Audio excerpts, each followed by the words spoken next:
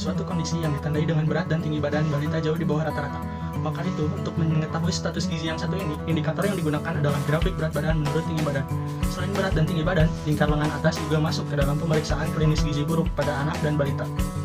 Jika diukur menggunakan grafik pertumbuhan anak atau GPA yang mengacu pada WHO dengan berbagai indikator pendukung, anak dengan kondisi gizi buruk memiliki kategori sendiri. Pada anak, bisa dikatakan mengalami gizi buruk ketika hasil grafik indikator BB per TB untuk status gizinya kurang dari 70% nilai median. Betapa pentingnya edukasi gizi kepada masyarakat dalam upaya menekan kasus malnutrisi pada anak. Hal itu menjadi demikian penting dalam rangka mencetak generasi penerus bangsa yang sehat dan berdampak pada peningkatan produktivitas dan kualitas sumber daya manusia di kemudian hari. Adapun faktor yang mendorong terjadinya gizi buruk terutama pada anak.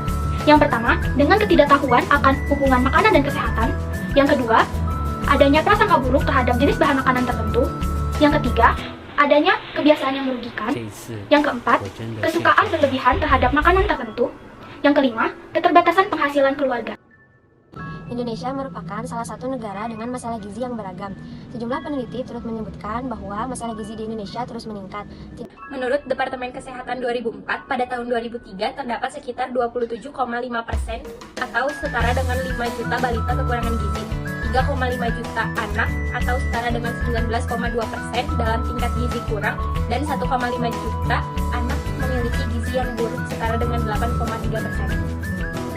Hasil riset kesehatan dasar menunjukkan bahwa dari 34 provinsi yang ada di Indonesia, lebih dari separuhnya memiliki angka prevalensi stunting atau situasi balita pendek di atas rata-rata nasional.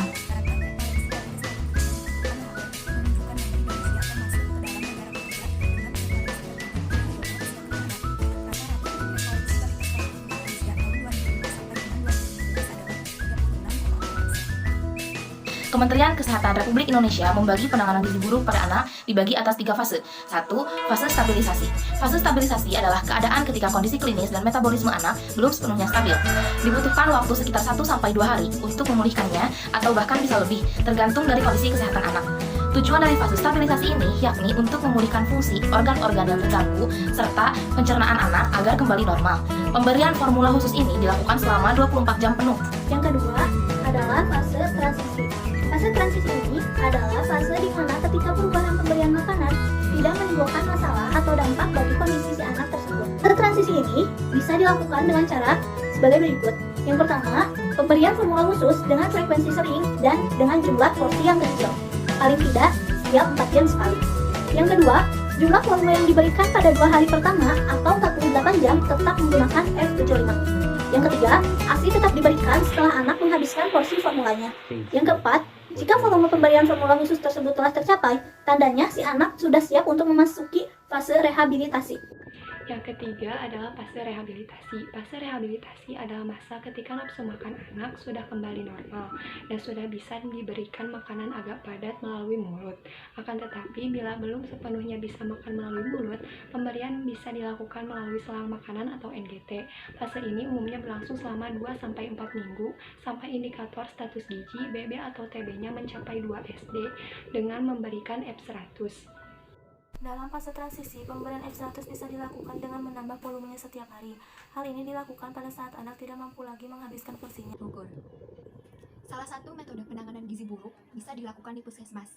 Dalam Jurnal Penelitian dan Perkembangan Pelayanan Kesehatan, Volume 2, Nomor 3, Desember 2018, berjudul Penanganan Balita Gizi Buruk di Puskesmas, Banten, Jawa Barat, Kalimantan Barat, dan Nusa Tenggara Timur.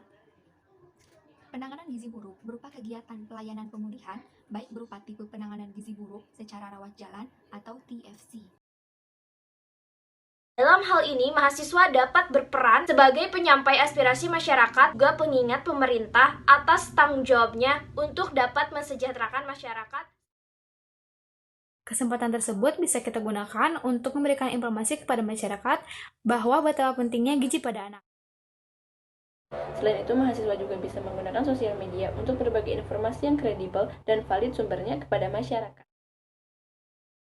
Melaksanakan program pemberian makanan tambahan pemulihan atau PMTP yang nilai gizinya telah terukur dan dinilai sesuai untuk memenuhi kebutuhan gizi setiap anak.